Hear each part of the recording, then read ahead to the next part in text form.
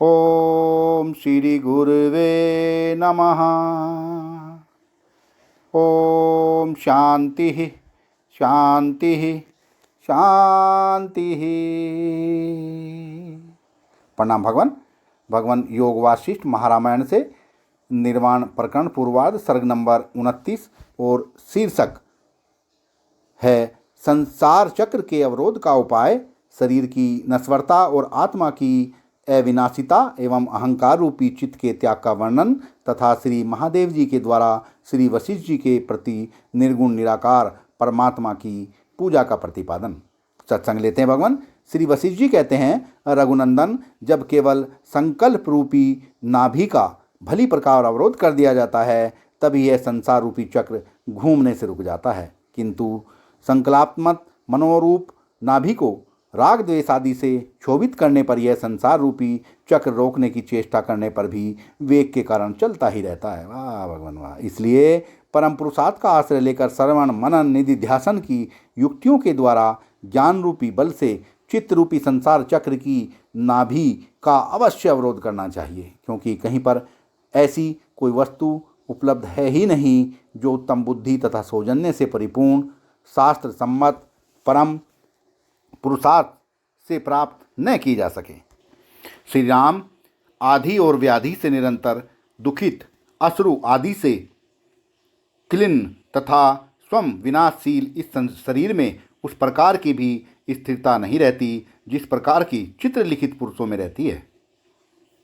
चित्रित मनुष्य की यदि भली भांति रक्षा की जाए तो वह दीर्घ काल तक सुशोभित रहता है, किंतु उसका बिंब रूप शरीर तो अनेक यंत्रों से रक्षित होने पर भी शीघ्र ही नष्ट हो जाता है। स्वप्न आदि का शरीर स्वप्नकालीन संकल्प से जनित होने के कारण दीर्घकालीन सुख दुखों से आक्रांत नहीं होता। यह शरीर तो दीर्घकालीन संकल्प से उत्पन्न होने के कारण दीर्घकाल के दुखों से आक्रांत रहता है। संकल्प में है शरीर स्वयं भी नहीं है और न आत्मा के साथ इसका संबंध ही है। अतः इस शरीर के लिए यह ज्ञानी जीव निरर्थक क्लेश का भाजन क्यों बनता है, अर्थात इसमें एकमात्र अज्ञान ही हेतु है। जिस प्रकार चित्र लिखित पुरुष का क्षय या विनाश हो जाने पर बिंब रूप देह की हानि नहीं होती, उसी प्रकार संकल्प जनित पुरुष का क्षय या विनाश हो जाने पर आत्मा की कुछ भी हानि नहीं होती। जिस प्रकार मनोराज्य में उत्पन्न शरीर आदि पदार्थों का क्षय या विनाश हो जाने पर आत्मा कुछ भी हानि नहीं होती, आत्मा की कुछ भी हानि नहीं होती, जिस प्रकार स्वप्न में उत्पन्न पदार्थों का क्षय या विनाश हो जाने पर आत्मा की हानि नहीं होती, अथवा जिस प्रकार मृग तृणिका का नदी के जल का क्षय या विनाश हो जाने पर वास्तविक जल की कुछ भी हानि नहीं होती, उसी प्रकार एकमात्र संकल्प से उत्पन्न स्वभावतः विनाशशील इस शरीर रूपी यंत्र का क्षय या विनाश हो जाने पर आत्मा की कुछ भी हानि नहीं होती। अतः शरीर के लिए शोक करना निरर्थक ही है। चित्त के संकल्प से कल्पित तथा दीर्घकालीन स्वप्न में इस देह के अलंकारों से भूषित या आधि व्याधि से दूषित हो जाने पर चेतन आत्मा की कुछ भी हानि नहीं होती। श्री राम, देह का विनाश हो जाने पर चेतन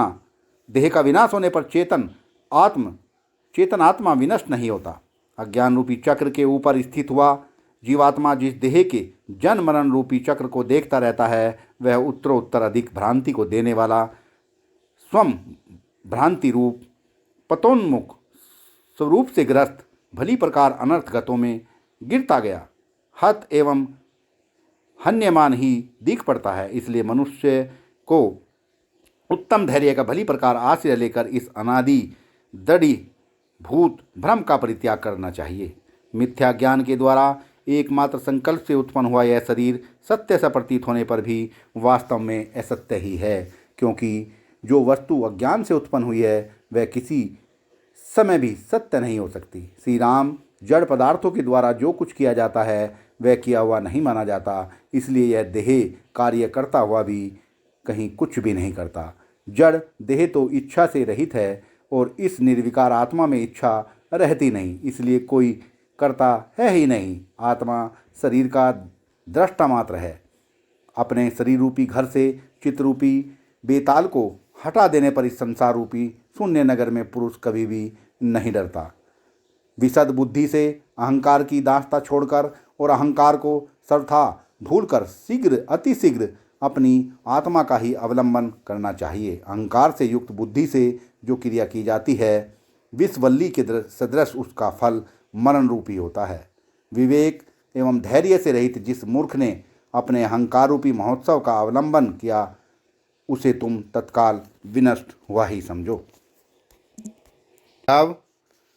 राघव, जिन बेचारों को अहंकार रूपी पिशाच ने अपने अधीन बना लिया वे सब नरक रूपी अग्नियों के ईंधन ही बन गए, अर्थात वे नरक की ज्वाला से जलते रहते हैं। पाप शून्य राघव, हा हा हा, मैं मर गया हूँ, मैं जल गया हूँ इत्यादि जो दुख वृत्तियाँ हैं वे अहंकार रूपी पिशाच की ही शक्तियाँ हैं, दूसरे की नहीं। जिस प्रकार सर्वत्र व्यापक आकाश यहाँ किसी से लिप्त नहीं होता उसी प्रकार सर्वत्र व्यापक आत्मा भी अहंकार से लिप्त नहीं होता। श्री राम, प्राणवायु से युक्त यह चंचल देह रूपी यंत्र जो कुछ करता एवं जो कुछ लेता है वह सब अहंकार की ही चेष्टा है।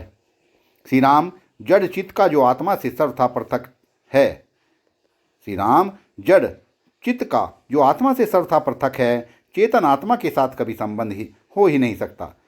चित्त ही आत्मा है यूँ अज्ञान से ही प्रतीत होता है। यह जो आत्मा है वह ज्ञान स्वरूप अर्थात चैतन्य रूप है, अविनाशी, सर्वत्र विद्यमान और व्यापक है।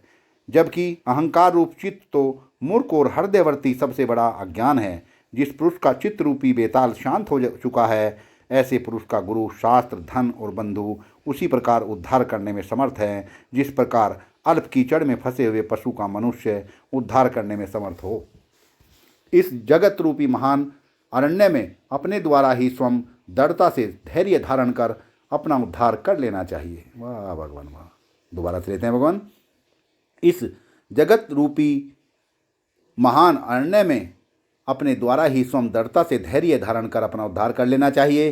श्री राम, मनुष्य को उचित है कि विषय रूपी सर्पों का बहिष्कार कर दे, आर्यों के मार्गों का अनुसरण करे और महावाक्यों के अर्थ का भली प्रकार विचार करके अपने अद्वितीय आत्मा का ही आश्रय ले। मनुष्य को अपवित्र, तुच्छ, भाग्य रहित तथा दुष्ट आकृति वाले इस शरीर के आराम के लिए विषय भोग में कभी नहीं फंसना चाहिए, क्योंकि उसमें फंसे हुए पुरुषों को चिंता रूप क्रूर राक्षसी खा डालती है। जैसे